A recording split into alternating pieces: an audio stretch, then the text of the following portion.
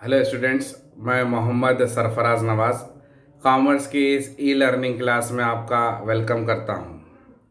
आज का हमारा टॉपिक रहेगा अकाउंटिंग टर्मिनोलॉजी। जैसा कि आप जानते ही हैं कि अकाउंटिंग एक बहुत ही बड़ा वाइडर कॉन्सेप्ट है और अकाउंटिंग की बहुत ज़्यादा टर्मिनोलॉजी होती है। तो आज की इस क्लास में हम डिस्कस करेंगे various types of accounting terminology. तो चलिए शुरू करते हैं अकाउंटिंग टर्मिनोलॉजी। तो इसमें सबसे पहले आज हम जिसको डिस्कस करेंगे एक्सपेंस वर्सेस एक्सपेंडिचर। अकाउंटिंग में यूज़ होने वाला ये बहुत ही कॉमन टर्म होता है और majority of the students in दोनों को एक जैसा ही समझते हैं, मगर ऐसा नहीं होता। इन दोनों के मीनिंग्स डिफरेंट हैं। एक्सपेंस में पैसा खर्च होता है मगर उसके बेनिफिट्स बाद में मिलते रहते हैं।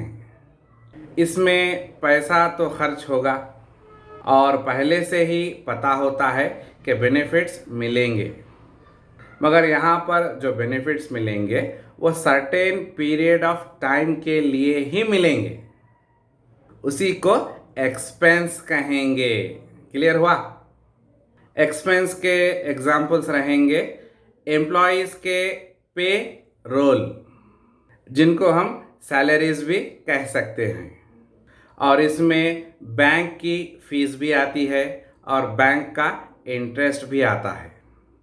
इसमें रेंट भी आता है, इंश्योरेंस भी आता है, कंपनी की कार भी आती है और कंपनी का सॉफ्टवेयर भी आता है। और अगर बिजनेस कोई इक्विपमेंट रेंट पर लेता है तो वो भी एक्सपेंस में आएगा। ये तमाम एग्जाम्पल्स एक्सपेंस के हैं। इन तमाम चीज़ों में पैसा खर्च हुआ है और कंफर्म ये होता है कि इसके बेनिफिट्स कंफर्म मिलेंगे। कब तक मिलेंगे? सर्टेन पीरियड ऑफ टाइम के लिए मिलेंगे।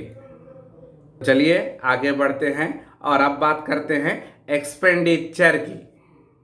एक्सपेंडिचर को भी खर्च कहेंगे।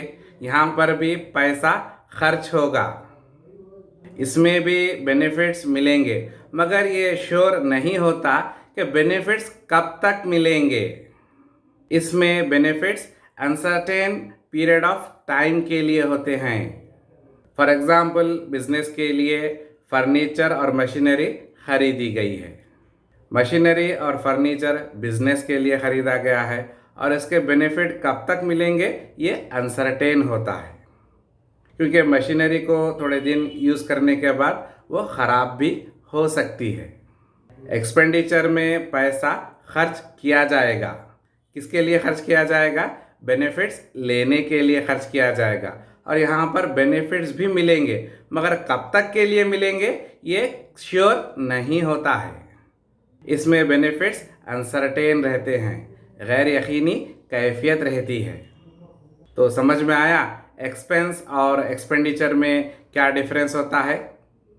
तो चलिए आगे बढ़ते हैं और अब बात करते हैं दूसरे अकाउंटिंग टर्म की, और वो है कैपिटल यानी कि सरमाया। कैपिटल वो अमाउंट होता है जब कोई प्रोप्राइटर एक अमाउंट को बिजनेस में इन्वेस्ट करता है, पैसा लगाता है। कहाँ पैसा लगाएगा? बिजनेस में पैसा लगाएगा, तो उसको हम कैपिटल कहेंगे।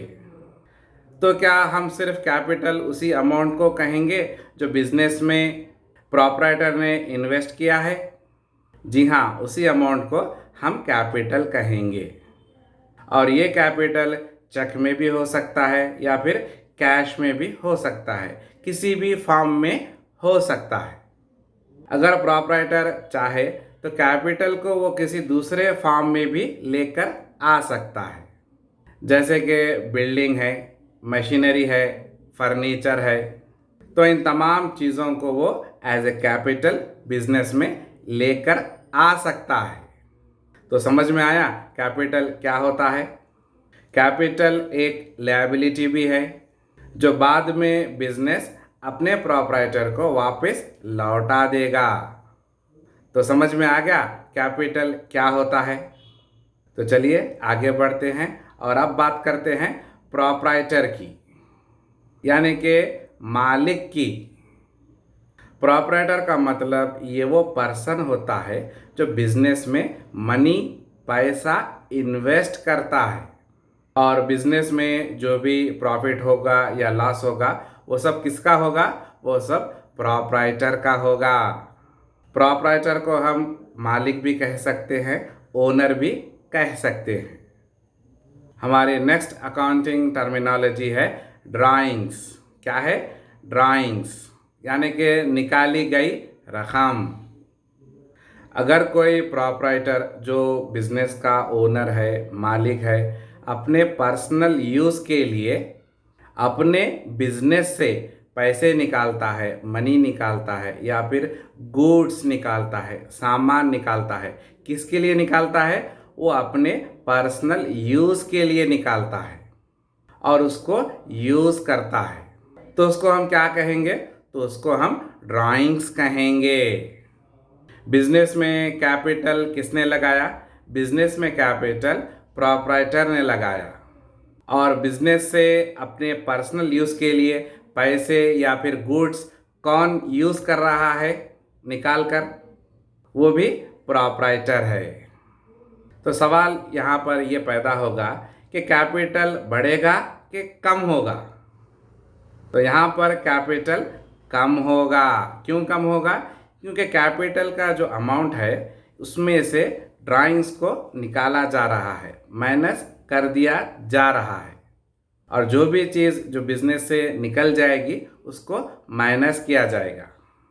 तो समझ में आया ड्राइंग्स क्या होता है।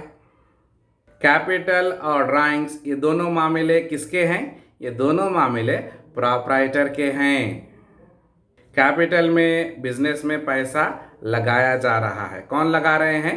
प्रोप्राइटर लगा रहा है, और बाद में उसको ज़रूरत पड़ने पर उस कैपिटल में से वो अपने पैसे निकाल रहा है, तो उसको हम क्या कहेंगे? उसको हम ड्राइंग्स कहेंगे। सिंपल। अकाउंटिंग में आप एक बात याद रख लीजिए कि ये 100% प्रैक्टिकल होता है, और प्रैक्टिकल चीज़ प्रैक्टिकल करने से आती है, सुनने से नहीं आती, किताब पढ़ने से भी नहीं आती। और अकाउंट्स थियरी का सब्जेक्ट नहीं होता है। ऐसा करना है, वैसा करना है, इसको ऐसे समझना है, इसको ऐसे समझना ही होगा। तो ऐसा कहने से, समझाने से आपको समझ में आएगा? नहीं आएगा। और अकाउंटिंग की थियरी उसी वक्त समझ में आएगी जब उसका प्रैक्टिकल एस्पेक्ट समझ में आएगा। समझे? और मैं उम्मीद करता हूँ कि आज की ये क्लास आपको समझ में आई होगी। हमारी इस क्लास को यहीं पर रोकते हैं और मिलते हैं अपने नेक्स्ट वीडियो में। तब तक के लिए थैंक यू।